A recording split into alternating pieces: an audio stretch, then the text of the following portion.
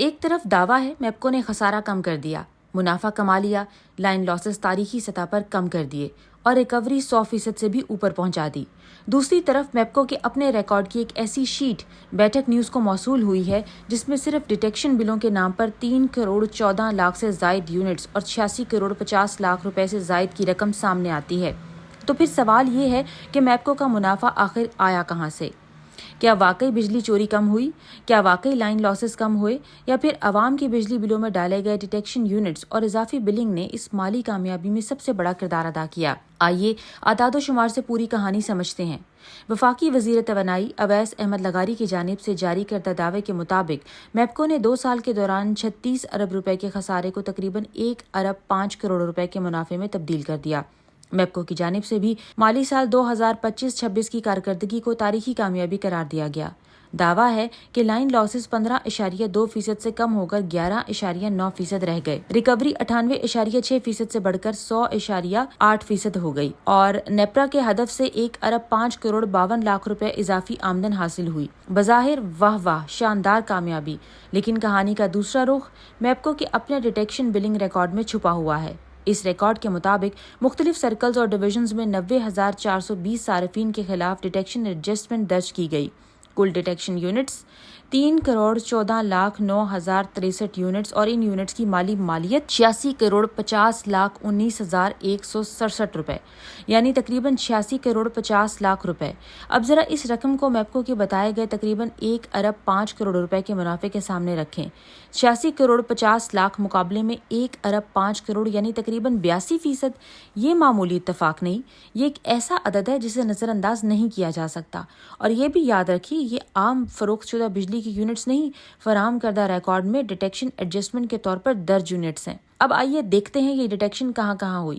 Multan circle 60,19,614 units اور رقم 24 کروڑ 16 لاکھ روپے سے زائد۔ ساہیوال کے مختلف ڈویژنز مجموعی طور پر تقریباً 38 لاکھ سے زائد یونٹس، رحیم یار خان تقریباً 34 لاکھ 80 ہزار یونٹس، ڈیرہ غازی خان کے مختلف ڈویژنز تقریباً 34 لاکھ 85 ہزار یونٹس، وہاڑی کے ڈویژنز تقریباً 35 لاکھ 86 ہزار یونٹس، مظفر گڑھ تقریباً 27 لاکھ 67 ہزار یونٹس اور بہاول پور کے ڈویژنز تقریباً 22 لاکھ سے زائد یونٹس۔ صرف اعداد نہیں، رقم بھی دیکھیں۔ ملتان سرکل میں ڈیٹیکشن کی رقم تقریباً 24 کروڑ 17 لاکھ روپے، وہاڑی میں 9 کروڑ 32 لاکھ روپے سے زائد، ساہیوال میں 12 کروڑ روپے کے قریب، رحیم یار خان میں 7 کروڑ 80 لاکھ روپے سے زائد، ڈیرہ غازی خان میں 6 کروڑ 14 لاکھ روپے سے زائد، مظفر گڑھ میں تقریباً 5 کروڑ 38 لاکھ روپے اور بہاول پور میں 6 کروڑ 48 لاکھ روپے کے قریب، یعنی ایک ہی ریکارڈ میں 90,420 صارفین، 3 کروڑ 14 لاکھ سے زائد یونٹس اور 86 کروڑ 50 لاکھ روپے۔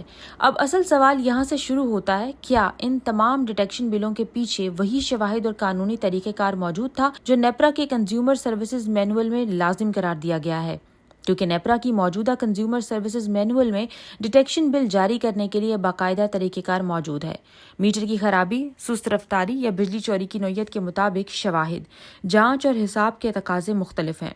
نیپرا کے ریکارڈ میں ڈیٹیکشن بلوں کے اجرا اور ان کی الگ ریکارڈنگ کی بھی ہدایات موجود ہیں، اور یہی وجہ ہے کہ سوال صرف یہ نہیں کہ ڈیٹیکشن بل کیوں بنایا گیا، سوال یہ ہے کہ کتنے بلوں کے پیچھے مکمل شواہد تھے، کتنے میٹروں کی باقاعدہ ٹیسٹنگ ہوئی، کتنے کیسز میں چوری یا غیر قانونی استعمال کا قابل قبول ثبوت موجود تھا، کتنے صارفین نے ان بلوں کے خلاف اعتراض کیے، کتنے بل واپس ہوئے یا درست کیے گئے، اور سب سے اہم 90,420 صارفین کے خلاف بننے والے ان ڈیٹیکشن بلوں میں سے کتنے واقعی نیپرا کے قواعد کے مطابق ثابت ہوتے ہیں، کیونکہ نیپرا نے ڈسکوز کی جانب سے ڈیٹیکشن بل کی مدت بڑھانے کی تجویز بھی مسترد کر دی اور مخصوص حالات میں سپلیمنٹری بلنگ کی مدت بھی برقرار رکھی تھی۔ اب آتے ہیں اس معاملے کی شاید سب سے خطرناک پہلو کی طرف۔ ذرائع کے مطابق جس مہینے کسی سب ڈویژن میں ڈیٹیکشن بل کے ذریعے ایک مخصوص مقدار میں یونٹس چارج کیے جاتے ہیں، اگلے سال اسی مہینے میں اسی نوعیت کے ڈیٹیکشن یونٹس کا ہدف سامنے آ جاتا ہے۔ مثلاً اگر جولائی 2025 میں کسی سب ڈویژن نے ڈیٹیکشن بلز کے ذریعے 1,50,000 یونٹس چارج کیے تو جولائی 2026 میں بھی اسی سطح کا ہدف پورا کرنے کا دباؤ ہوتا ہے۔ اب ذرا سوچیں، اگر واقعی بجلی چوری کم ہو گئی ہو، اگر پہلے پکڑی جانے والی چوری ختم ہو گئی ہو، تو پھر اگلے سال بھی 1.5 لاکھ ڈیٹیکشن یونٹس کہاں سے آئیں گے؟ کیا بجلی چوری ختم کرنا ہدف ہے یا ڈیٹیکشن یونٹس پورے کرنا؟ اور اگر نئے ڈیٹیکشن یونٹس نہیں ملتے تو ہدف پورا کرنے کے لیے کیا ہوگا؟ کیا پھر حقیقی صارفین کی کھپت کو متبادل بنایا جائے گا؟ یہی وہ مقام ہے جہاں یہ پورا نظام ایک خطرناک سوال بن جاتا ہے، کیونکہ ڈیٹیکشن یونٹس اور حقیقی فروخت شدہ یونٹس ایک چیز نہیں۔ ایک وہ بجلی ہے جو صارف نے واقعی استعمال کی اور میٹر نے ریکارڈ کی، دوسرے وہ یونٹس ہیں جو کسی کارروائی کے نتیجے میں صارف کے ذمہ ڈالے گئے۔ اگر کسی سب ڈویژن کو ہر سال پچھلے سال کے ڈیٹیکشن یونٹس کے برابر ہدف دینا ہو تو پھر ڈیٹیکشن کی پیداوار خود ایک انتظامی ہدف بن سکتی ہے، اور اگر ہدف پورا کرنا ضروری ہو تو سوال یہ ہے کہ کیا اس کا دباؤ صارف تک منتقل ہو رہا ہے؟ یہیں ایک اور سنگین مسئلہ سامنے آتا ہے، بجلی چوری۔ اگر بجلی چوری پکڑی جاتی ہے تو اس کے بعد کیا ہوتا ہے؟ کیا چوری مستقل طور پر ختم ہوتی ہے، یا جیسا کہ بعض حلقوں کی طرف سے الزام عائد کیا جاتا ہے، کارروائی کے بعد دوبارہ غیر قانونی کنیکشن یا بجلی چوری کا راستہ کھل جاتا ہے؟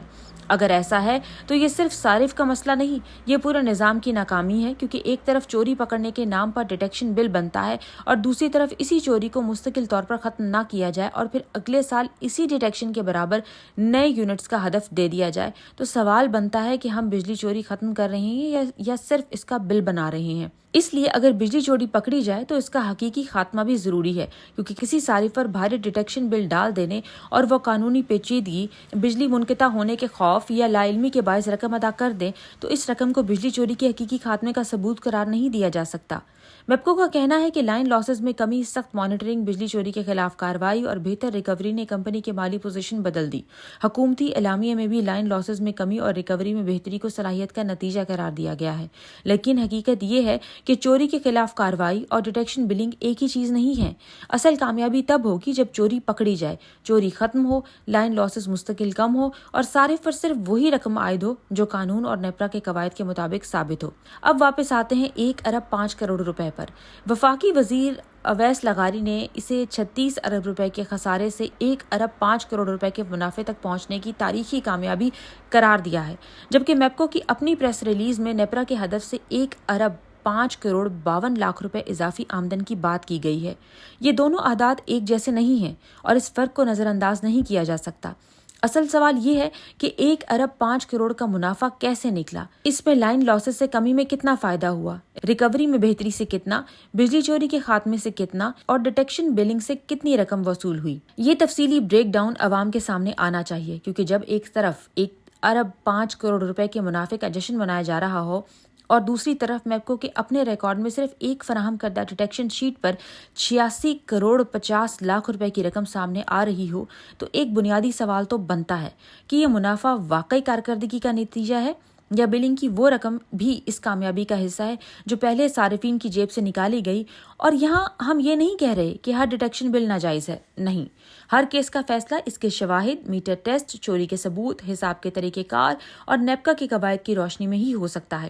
لیکن 90,420 صارفین، 3 کروڑ 14 لاکھ سے زائد ڈیٹیکشن یونٹس اور 86 کروڑ 50 لاکھ روپے کے ریکارڈ اتنا بڑا ضرور ہے کہ اس کی آزادانہ، شفاف اور کیس ٹو کیس جانچ ہونی چاہیے، کیونکہ اگر یہ تمام رقم قانونی اور قواعد کے مطابق ہے تو میپکو کو اسے ثابت کرنے میں کوئی مشکل نہیں ہونی چاہیے، اور اگر ان میں بڑی تعداد ایسے بلوں کی نکلتی ہے جو قواعد پر پورے نہیں اترتے تو پھر سوال صرف میپکو کے منافع کا نہیں رہے گا، سوال ہوگا کہ خسارہ کس نے پورا کیا، کمپنی نے یا عوام نے؟ اور شاید اس پوری کہانی کا سب سے بڑا سوال بھی یہی ہے کہ کیا میپکو کا خسارہ واقعی منافع میں تبدیل ہوا ہے یا عوام کے بجلی کے بلوں میں چھپے کروڑوں روپے نے اس منافع کو سہارا دیا؟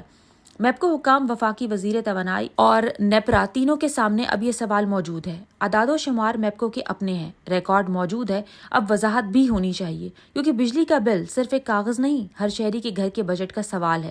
واضح ہے کہ یہ معاملہ کسی فرد یا ادارے کے خلاف نہیں بلکہ اعداد و شمار اور ریکارڈ کی بنیاد پر اٹھائے گئے سوالات کا ہے۔ اس لیے اگر وفاقی وزیر توانائی اویس احمد لغاری، وزارت توانائی chief executive officer MEPCO engineer Jam Gul Muhammad Zahid, MEPCO ترجمان یا کوئی بھی متعلقہ افسر اس معاملے پر اپنا موقف، وضاحت یا کوئی ریکارڈ پیش کرنا چاہے تو اسے بھی بیٹھک نیوز پر پوری اہمیت کے ساتھ نمایاں طور پر نشر کیا جائے گا، کیونکہ 1 ارب 5 کروڑ روپے کے منافع میں اگر ڈیٹیکشن بلنگ کے ذریعے وصول کیے جانے والی 86 کروڑ 50 لاکھ روپے جمع کیے جائیں تو بظاہر یہ ثابت ہوتا ہے کہ میپکو کے 82% منافع کی رقم ڈیٹیکشن بل سے آئی ہے۔